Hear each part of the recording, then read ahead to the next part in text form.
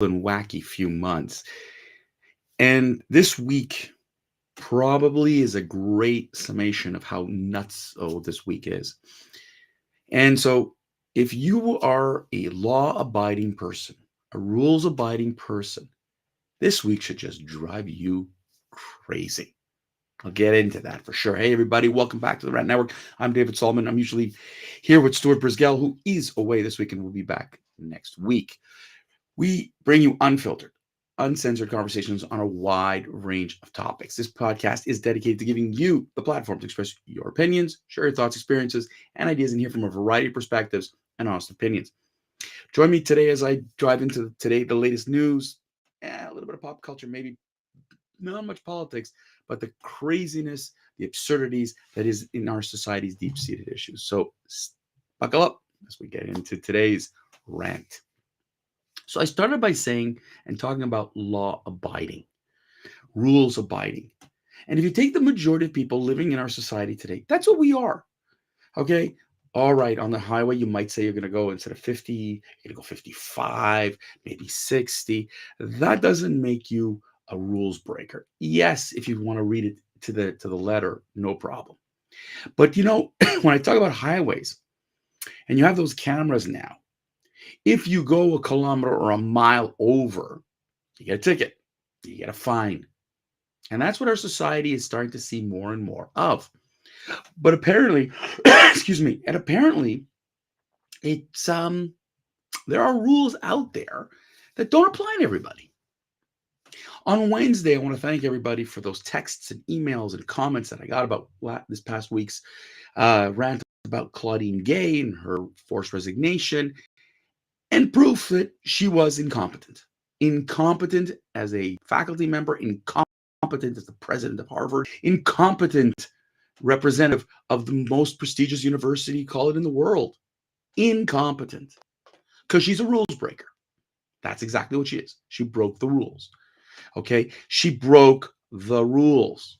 Yes, there's tremendous, she didn't defend her students. Her one job, that's a job description. She was supposed to defend her students. She did not.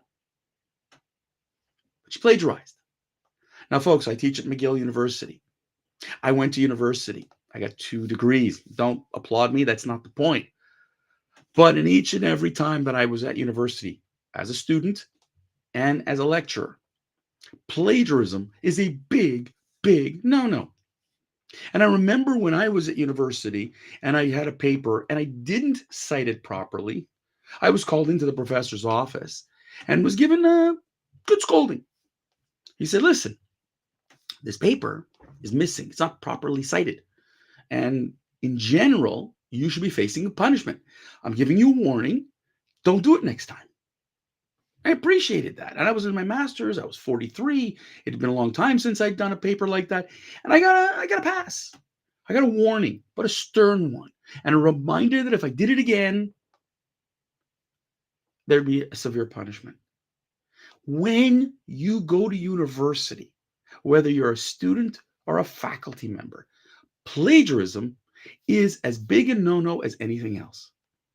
But apparently not for Claudine Gay and her supporters. Claudine Gay, the now disgraced former president of Harvard, is still fighting the fact that she was racially targeted, that it had nothing to do with her pathetic way she handled anti-Semitism on campus. The atrocious way she handled herself, in a congressional hearing when Elise Stefanik asked her directly. 50 incidents of plagiarism. I don't care how many times she published an article. I get it. She didn't publish a book. I get it. That's the hiring committee's problem. Why did you hire this person who didn't uphold Harvard's high, lofty standards? Plagiarism. 50 known incidents. So what is that going on right now? What am I saying here? Claudine Gay is saying today she's absolved. She's absolved. She should be absolved because it's racially motivated. Here we go again. Woke folk. Here we go again. The left. Here we go again. DEI. You can't do this. I'm black. How dare you? This is what happened. The rules are put out there to protect But in her case, she's saying, you guys are attacking me personally. And therefore, I should get a pass. Therefore, I should not be slapped on the wrist as you guys are all doing. It's a load of malarkey. Now, to show you how bad this is, her supporters, led by the what I find the most disgusting and racially motivated Reverend Al Sharpton, now he's decided to take this and go after the people who got her fired. Bill Ackman, the head of a major investment fund, he's been the spokesperson, if you will, quote unquote, to get her dismissed. He withheld the massive donation and led other firms to withhold donations to Harvard. He's now, Al Sharpton is targeting him over criticism of schools of Claudine Gay and DEI. That's right. He's now using racism to go after the Jew who stopped Claudine Gay. He went after Claudine Gay over her handling of anti-Semitism, not about plagiarism. And now Al Sharpton has got himself a new target, and he's rallying people. He's rallying people on MSNBC. He's rallying people in other ways to go after the Jew. The Jew who only wanted her to do her job to protect the students on campus. The rules do not matter. If you were a student today, you would have been thrown out of university for plagiarism. I don't care. I hear this term, sloppy attribution. Please, people. That's called plagiarism. You cannot, in today's day and age, tell me you didn't cite properly. With technology, with everything, you can't get away with it anymore. And she is trying, and she's screaming DEI. And folks, this DEI, it's another conversation, but the rules are there. And Claudine Gay decided, since I am black, and I'm a black woman, and you're doing this to me, no, the rules are not applied to me, should not be applied to me. Nobody cares about Liz McGill over at UPenn, that she stepped down as well. She was forced to step down because of her incompetence in how she handled herself. But because I'm black, you give me a pass. The rules do not apply to me. I'm going to give you another thing, okay? Because I'm tired of talking about that stupid Harvard president, who's, by the way, making somewhere around $900,000 still. So let's not cry for her. But I'm going to give you another thing. And this one drives me crazy. There are rules. And I talked about traffic. I talked about driving. Okay? I mean, we'll be pulled over for the stupidest transgression of a drive. We'll get a ticket for the drive. There's a punishment. There's always something.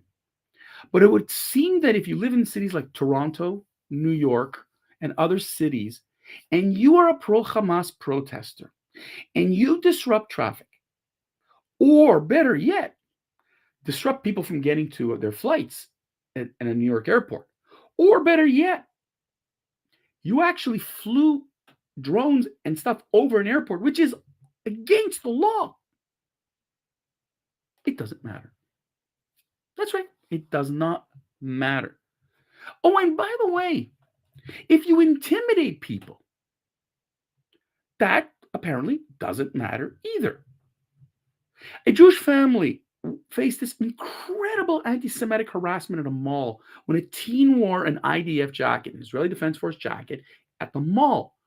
Verbally assaulted. It was caught on tape. Nothing's happening. A police officer was threatened here in Toronto. Nothing happened.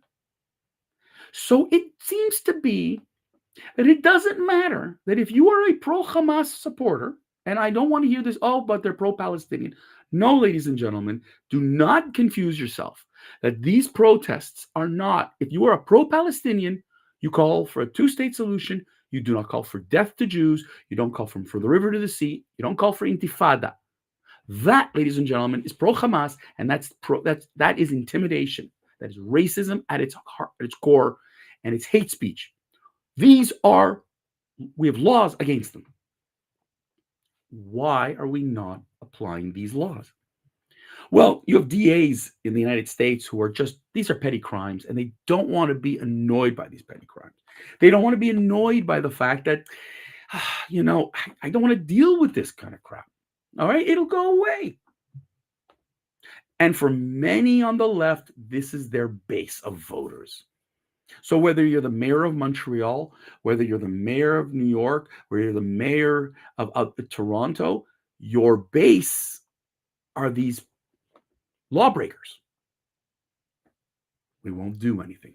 The rules will not apply to them. You want to protest in peace? You want to raise Palestinian flags? You want to talk about Palestinian children? Go ahead.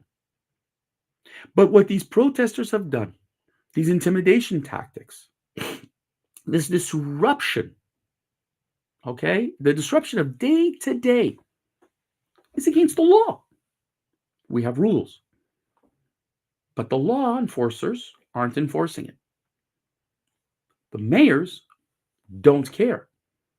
You have a few handful who are stern and have come down hard and have slammed them and have been accused. Guess what? Of you're preventing me from my free speech, my right to free speech. No, free speech does not include racism, intimidation, hate speech. That is not, I'm sorry, we're not on a university campus where you want to do hate speech, go to Harvard. Okay, because there the rules don't matter. Columbia, the rules don't matter. MIT, Penn, don't matter. Go there. But we do have rules. We do have societal rules, and they don't matter. So what have we taught our generation today? What have we taught our kids today? I've had numerous conversations with people with 20-something children, and they said the same thing. They don't get it. Why are there two sets of rules in the world? We've always had it. We can always say that the rich or the powerful have rules for them and all the rest of it. Yeah. But this has gone out of hand. Think about it.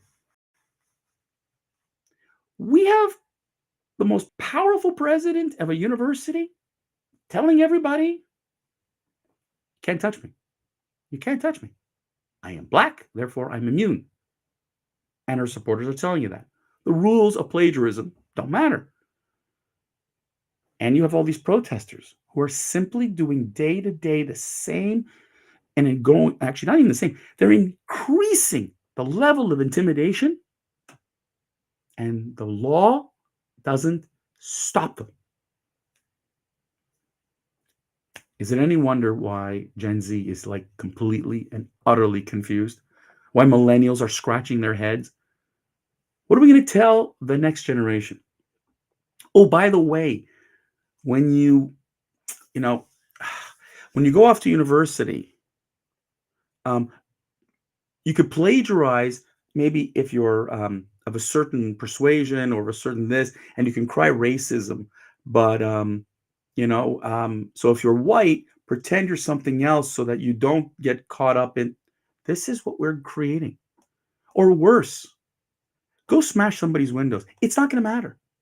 Apparently, it doesn't make a difference. Go cause havoc. It doesn't make a difference. Okay, graffiti's been everywhere forever. We know that. I'm not talking about graffiti. Firebombing institutions, shooting at institutions, these literally going on into traffic, onto bridges, onto overpasses, stopping traffic. I mean, this is havoc. And we have rules. Apparently, if you're on the left and you have a certain disposition, you could do whatever you want. No one's going to care. How sucky is that? With that, ladies and gentlemen, that's it for today at the Rant Network. We hope you found today's dialogue somewhat meaningful. Catch us again all of next week, Monday, Wednesday, Friday, noon Eastern. If you can't catch us live, please download us. We're on all the podcasts, whether it's audio, video. We're on Facebook. We're on Twitter. We're on Rumble. We're on YouTube. We're on every podcast channel you could possibly imagine. Share this with your friends. Tell everybody that we are expressing honest opinions that you're not going to get from other podcasts, news outlets, you name it. So please share with everybody. We genuinely also appreciate your feedback. So until Monday, have yourself a wonderful weekend and keep on.